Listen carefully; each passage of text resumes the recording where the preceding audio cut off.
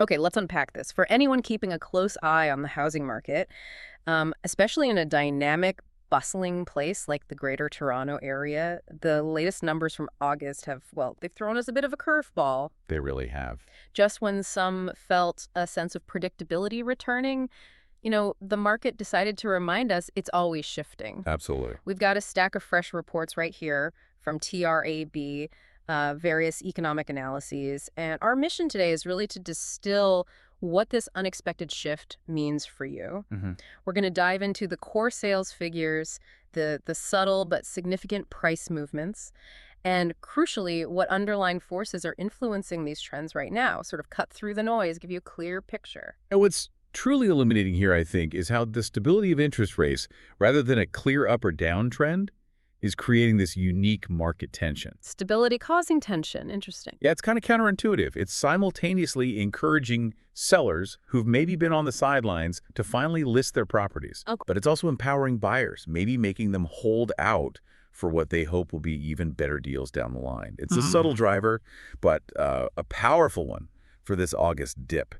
It's definitely shaping a new chapter for, one of Canada's biggest real estate markets. That's a fascinating starting point because it immediately sets up this paradox, as you say. Okay. Let's jump straight into those headline numbers because they really do tell the initial story. Right. The core data point from August 2025 is pretty unmistakable. Home sales in the Greater Toronto Area declined. Now, this isn't just another dip. It's significant because it marks the first decline we've seen since early spring. That's the key. It broke that brief upward trajectory we were seeing. Across the region, 5,633 transactions were recorded. Which sounds like a lot, but context matters. Exactly. Our sources indicate this is a noticeable step back from the sort of recovery momentum we'd been tracking since March. And when you look at the seasonally adjusted figures, sales actually fell 1.8% month over month. Might sound modest, but like you said, it's the direction that matters here after several months of increases.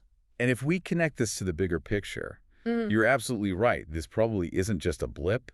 Could signal a pause, or maybe even a more fundamental shift in the modest recovery we've been observing. I mean, for context, the GTA market has largely experienced, pretty slow activity since late 2022. Right. It's been sluggish.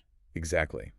While we saw some, green shoots of recovery in the spring and early summer, August decline suggests that upward path wasn't as solid as some hoped. Yeah. This 1.8% monthly drop, especially coming after 4 consecutive months of gains, makes August performance particularly noteworthy. It signals that those underlying pressures are still very much at play, preventing a sustained rebound. The market isn't just continuing upward, it's reacting. Reacting to new challenges. So we've seen sales dip, a clear sign of a cool down, but the reports also highlight this crucial dynamic around what's actually available in inventory and how prices are responding. What did you find there? Well, yeah, the sales figures are only one side of the coin, right? The reports show a clear ripple effect on prices. The average price across the GTA saw a slight dip to, $978,100. Still a huge number, but downwards. Still substantial, absolutely, but a direction grabs your attention. And the home price index, which, gives us a more accurate measure by adjusting for types of homes sold. Right, adjust for the mix. Exactly. That dropped 0.1% from July. Small movement, but it reinforces that cooling narrative. Okay. More tellingly, perhaps, TRREB also reported the average sale price in August was down a more substantial 5.2% compared to August last year. Wow, okay, year over year, that's significant. That year-over-year comparison really illustrates the erosion of some of the value gains we saw in previous cycles. And it's not just prices feeling the pinch, it's also about the sheer volume of choices suddenly appearing. Our sources show new listings in the region rose significantly by 3.9%, hitting 15,730 in August. That's a lot of for-sale signs popping up. It really is. A lot of fresh inventory. Indeed. And this substantial rise in new listings, combined with softening sales and those price declines, it raises a critical question. What does this mean for the practical reality of buying and selling right now? Yeah, what's the impact on the ground? It absolutely reflects a significant shift in negotiation power. When supply increases like this and the pace of deals slows down, it fundamentally changes the landscape. It's different from the heated, hyper-competitive conditions we often associate with Toronto. Very different. More choices typically empower buyers. They're not scrambling anymore, making snap decisions or getting caught in those crazy bidding wars nearly as often. Right. Instead, They have more time to consider their options, do their homework, their due diligence, and crucially, they have more leverage to negotiate on price and terms. We're seeing fewer rush purchases, more considered decisions. That's a huge shift from even just a year or two ago. So for the everyday buyer, this means maybe a less frenetic experience, less Yeah. stressful. Potentially, yes. Less pressure cooker. Yeah. But for sellers, what's the implication of this sudden flood of inventory? Good question. What does it mean if you're trying to sell? Well, for sellers, it means they might need to adjust their expectations, perhaps quite significantly. The market isn't guaranteeing those quick sales or multiple offer scenarios anymore. Right, those days might be paused. Properties are staying on the market longer. Pricing strategies become absolutely paramount. If you overprice your home in this environment, even by a little bit, It just sits there. it can just languish. Yeah. Exactly. Which might ultimately force deeper price reductions down the line anyway. We're kind of returning to a market where presentation, staging, strategic pricing, they're essential again, not just list it and hope for the best. Back to basics in a way. It's a return to more traditional selling conditions, which, yeah, for some sellers might feel like a bit of a shock after the last few years. That's a great practical insight into how these dynamics play out. Okay, these numbers paint a clear picture. Market's losing some steam. But the real deep dive question for us is why? What are the underlying currents shifting things right now? That's the crux of it, isn't it? The sources seem to point to several interconnected factors.